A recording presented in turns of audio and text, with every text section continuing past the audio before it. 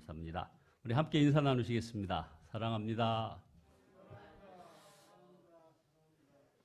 예, 오늘 말씀 제목은 어린 양 예수님의 인도하심이라는 제목으로 계시록 7장을 소개해 올리겠습니다. 몇 달 전에 계시록을 쭉 말씀 올리다가 7장에서 멈췄습니다. 그래서 이어서 계속 계시록을 강의하겠습니다. 계시록 이 7장은 요한계시록 가운데서 가장 논란이 많은 그런 장입니다. 14만 4천이라는 숫자 때문에 그렇죠. 여러분들 14만 4천이라는 숫자에 대해서 어떤 생각을 가지고 계십니까? 이 계시록 7장에서 14만 4천 명이라는 수, 14만 4천 명만 구원받는다고 이단 종파들은 주장하는 바로 그 숫자 말입니다. 이것은 사실은 이 배경이 있습니다. 오늘 본문 우리가 읽지는 않았습니다만 마지막 7째인이 떼어져서 무서운 심판의 바람을 풀어놓으려고 네 천사가 동서남북 네 곳에서 이제 대기하고 있는 상황에서 해 뜨는 데부터 하나님의 도장을 가진 한 천사가 나타나서 잠깐 멈춰라 하고 외치는 구절이 바로 요한계시록 7장 3절입니다. 우리가 우리 하나님의 종들의 이마에 도장을 찍을 때까지는 땅이나 바다나 나무들을 해하지 말아라 하는 이런 천사의 소리가 들렸습니다. 여기에 나오는 이마에 도장이 찍힌 하나님의 종들, 이 사람들이 바로 하나님의 심판의 날 구원받을 사람이라는 것입니다. 그 사람의 수가 14만 4천 명이라는 것입니다. 그래서 4절에 내가 들은 바로는 도장이 찍힌 사람의 수가 14만 4천 명이었다 이렇게 얘기하는 거죠. 여기서 말하는 14만 4천 명이라는 것은 이미 알고 계신 분도 여러분들 많이 계십니다만 당연히 상징적인 숫자입니다. 이스라엘의 12지파가 있죠. 그리고 예수님의 12제자가 있죠. 그러니까 이스라엘의 12지파와 예수님의 12제자 수를 곱한 그래서 그게 144가 나오고 여기에 바로 유대 문화에서 헤아릴 수 없이 수많은 숫자 이것을 천이라고 얘기합니다. 그 천을 곱한 것 이것이 바로 14만 4천입니다. 그러니까 한마디로 말하면 14만 4천 명이라는 것은 딱 어떤 정한 숫자가 아니고 셀 수 없을 정도로 많다 하는 그런 의미입니다. 뭐 천군 만마 이런 뜻이겠죠. 그래서 계시록 7장 9절에 가면 셀 수 없을 만큼 큰 무리에 대한 언급이 나오는 것입니다. 14만 4천 명과 이 셀 수 없이 많은 무리가 같은 사람들입니다. 역사상 온 세계에 흩어져 존재했던 모든 하나님의 백성들이 바로 이 숫자인 것이죠. 그 수는 헤아릴 수 없을 정도로 많다는 겁니다. 이것은 하나님께서 아브라함과 맺은 언약이기도 했습니다. 창세기 15장 5절에 보면 아브라함과 하나님과의 언약이 있습니다. 그를 이끌고 밖으로 나아가 이르되 하늘을 우러러 뭇별을 셀 수 있나 보라. 또 그에게 이르시되 내 자손이 이와 같으니라. 이것은 히브리서에서도 언급되고 있습니다. 히브리서 12장 1절에 이러므로 우리에게 구름같이 둘러싼 허다한 증인들이 있으니 우리 주님께서 계시록 7장에서 요한에게 보여주시려는 것은 성도의 마지막은 하나님의 보좌 앞이다라는 것입니다. 여러분 이해가 오십니까? 우리 성도의 마지막은 바로 하나님의 보좌 앞입니다. 그러므로 이 땅에서 고난받을지라도 성도가 누릴 영광을 바라보며 두려워하지 말라, 물러서지 말라는 것입니다. 그렇다면 나는 정말 구원받을 무리에 속해 있을까? 저나 여러분들 다 궁금해할 수 있습니다.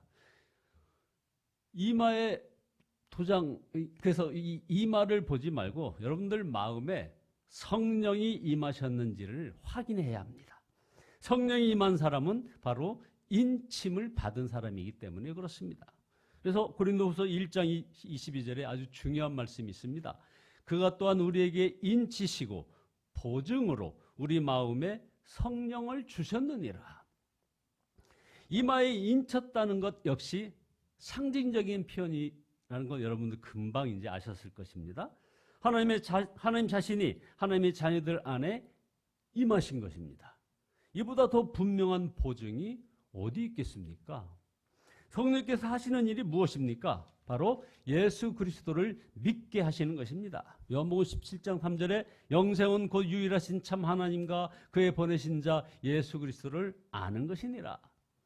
자, 그러면 여러분은 마음에 성령이 임하셨음을 아십니까? 그렇다면 14만 4천 명에 속한 자인 것입니다. 여러분이 대답을 크게 안 하셨습니다만 다 아멘 하셨을 것입니다. 여러분이 바로 14만 4천 명이에요. 그러나 좋아만 할 것이 아닙니다. 정말 성령을 모시고 산다면 하나님을 모시고 사는 사람답게 살아야 하는 것이죠. 여기에 우리의 큰 간격이 있습니다. 항상 성령을 의식하며 성령께 순종하는 사람이어야 하는 것입니다. 그렇지 못하면 자신이 성령의 근심거리가 되었음을 알아야 하는 것이죠. 에베소서 4장 30절에 하나님의 성령을 근심하게 하지 말라. 그 안에서 너희가 구원의 날까지 인치심을 받았느니라.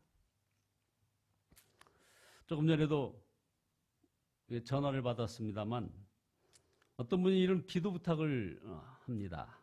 마음에 용서하라는 사람이 있는데 이 용서가 안 됩니다. 용서하고 싶지만 안 됩니다. 그래서 목사님, 올해가 가기 전에 주님께서 용서할 마음을 주시도록 좀 기도 좀 해주세요. 자, 이 요구에 뭡니까? 마음에 용서하라는 사람이 있는데 마음에는 용서하라고 합니다. 그 마음이 뭡니까? 바로 성령의 근심 아닙니까? 성령께서 이렇게 얘기하는 것입니다. 성령의 근심을 작게 여기거나 무시하면 안 되는 겁니다. 그래서 마음이 굳어지면 하나님으로부터 떨어질 수 있음을 우리는 알아야 하는 겁니다. 자, 여러분의 마음은 지금 굳어진 상태입니까? 아니면 그냥 온순한 상태입니까? 히브리서 3장 12절에 형제들아 너희는 삼가 혹 너희 중에 누가 믿지 아니하는 악한 마음을 품고 살아계신 하나님께서 떨어질까 조심할 것이요. 있습니다. 하늘의 교회의 모습이 이 땅의 교회에도 그대로 드러나야 이게 바로 진짜인 것이죠. 그래서 서구교회가 저지른 가장 큰 잘못 중에 하나가 바로 차별하는 겁니다. 특별히 인종차별하는 것을 용인한 것, 이게 바로 서구교회의 커다란 문제였죠. 그러면 저 사람은 저래서 안 되고 저 사람은 또 이래서 안 돼 하면서 이렇게 막 차별하고 구분하려고 하는 그것을 용인한 교회의 행태, 이게 참 큰 잘못이었습니다. 성도인지 아닌지의 조건은 딱 오직 하나일 뿐입니다. 요한은 바로 하늘의 성도들이 흰 두루마기를 입었다고 했습니다. 9절에 흰 두루마기를 입고, 여기서 흰 옷을 입었다는 말은 어린 양 예수님의 피로 깨끗함을 받았다는 것을 말하는 것입니다. 그러니까 예수님을 속죄주로 믿는 모든 사람은 천국에서 함께 하나님을 찬양할 사람들이라 이 말입니다. 그래서 요한은 하늘의 성도들이 큰 소리로 하나님을 찬양하는 소리를 10절에서 이렇게 듣습니다. 그들은 큰 소리로 구원은 보좌에 앉아 계신 우리 하나님과 어린 양의 것이라고 외쳤다는 것입니다. 왜 이들은 이렇게 소리 높여 찬양할까요? 천상의 성도들이 경험하는 천국은 바로 이 땅에서 누리는 것과는 차원이 다르다는 것 때문입니다. 예수님의 얼굴을 눈으로 우리가 뵈면 우리는 어떻게 할까요? 아유, 예수님 안녕? 이렇게 할까요? 아니죠. 당연히 엎드릴 것입니다. 그 예수님 앞에 엎드릴 것입니다. 하늘에서 모든 성도들이 함께 하나님의 영광을 보며 찬양하는 것은 여기서는 상상하기 어려울 정도로 정말 감격스러울 것입니다. 성도들의 찬송이 얼마나 뜨거웠으면 옆에 있던 천사들도 따라서 화답하였다고 11절에서 얘기하고 있습니다. 모든 천사들이 보좌와 장로들과 내 생물들을 둘러서 있다가 보좌 앞에 엎드려 하나님께 경배하면서 아멘, 찬송과 영광과 지혜와 감사와 존귀와 권능과 힘이 우리 하나님께 영원 무궁하도록 있도다. 아멘 하고 말하였습니다.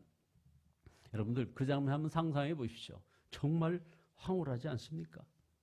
요즘 사람이 죽어 지옥에 가서 심판을 받는다는 그런 판타지 영화들 뭐 수도 없이 많이 나왔습니다. 그러나 그 잠깐 인기 끌다가 다 사그라들죠. 그에 비하면 이 계시록에 나오는 하나님의 성도들이 누리는 그 영광스러운 광경은 정말 얼마나 놀라운지 모릅니다. 그 장면을 잘 묘사해 줄 작가나 영화 제작자, 우리 여기 최신일 장로님 계신데 아마 계획하고 계실 것입니다. 예수님을 믿었지만 별로 복받은 것은 없다고 말하는 사람은 성도가 받을 영광을 보지 못했기 때문에 그렇습니다. 성도가 받을 영광은 지금 여기서도 볼 수 있습니다. 바로 성령께서 말씀으로 그렇게 해 주십니다. 지금 이 시간에도 그리 하시는 것입니다. 조건은 성경 말씀을 믿어야 한다는 것입니다. 우리가 믿고 안 믿고에 상관없이 하늘에 영생의 세계가 존재합니다. 우리가 믿어준다고 존재하고 안 믿는다고 존재 안 하는 것이 아닙니다. 그래서 중요한 것이 바로 우리들 자신인 것입니다. 성경 말씀을 정말 믿으면 성령께서 우리에게 하늘의 영광을 보여주십니다. 그러나 믿지 않으면 계시록 말씀들은 하나의 그냥 판타지 소설일 뿐인 것입니다. 성경에서 계시한 말씀을 믿을 때 우리는 비로소 하늘나라가 우리에게 이제 실제가 되는 것입니다. 우리 안에 임한 하늘나라. 세상에 아무리 죄 많고 악하다 할지라도 히브리서 12장 1절처럼 구름같이 허다한 증인들이 바라보게 되면 모든 무거운 것 다 벗어버리게 되는 것입니다. 얽매이기 쉬운 죄도 벗어버리게 되는 것입니다. 인내로서 눈앞의 경주를 우리가 하게 되는 것입니다. 그래서 저와 여러분의 삶이 완전히 달라지는 것입니다. 계시록 7장 15절에서 17절에 하늘에서 성도가 누리는 영광이 어떤 것인지 기록되어 있습니다. 15절에 보면 그러므로 그들이 하나님의 보좌 앞에 있고 또 그의 성전에서 밤낮 하나님을 섬김에 보좌에 앉으시니가 그 위에 장막을 치시리니 하여튼 17절에 이는 보좌 가운데에 계신 어린 양이 그들의 목자가 되사 생명수 샘으로 인도하시고 하나님께서 그들의 눈에서 모든 눈물을 씻어 주실 것입니다. 여러분들 현재 가지고 있는 그 눈물샘의 그 눈물 고여 있죠? 다 씻어 주심을 받기를 예수 그리스도의 이름으로 축원드립니다. 도대체 어떤 사람이 이런 하나님의 보상과 위로를 받을까요? 편안하게만 살았던 사람이 이런 위로를 받을 수 있습니까? 성도로 살려다가 줄이고 목마르고 원치 않는 오해를 받고 뜨거운 태양빛 아래 고통을 당하고 온갖 질병으로 정말 힘들게 살아왔던 그 때문에 눈물을 쏟았던 그런 사람들이 아니겠습니까? 성도의 영광을 보는 자에게는 가야 할 길이 환히 보입니다. 그래서 시편 84편 5절 말씀처럼 주께 힘을 얻고 그 마음에 시온의 대로가 있는 자는 복이 있나이다 하는 것입니다. 여러분 벌써 2022년 5월 중순입니다. 그동안 참 잘 살아내셨죠? 먹고 살려다 보니 혹시 길을 잃고 방황하지는 않으셨습니까? 오늘 가야 할 방향을 분명히 해야 합니다. 함께 하시는 주님께서 성도가 받을 영광을 보게 해 주시는 것입니다. 그래서 너의 질병 때문에 두려워하지 말라. 하늘의 영광을 바라. 담대하라. 찬양하라. 감사하라 하시는 것입니다. 우리 모두 이마에 인침받은 그런 영원한 천국 백성으로 살고 또 그렇게 하나님 앞에 모두 함께 서게 되기를 예수 그리스도의 이름으로 축원드립니다. 기도하시겠습니다.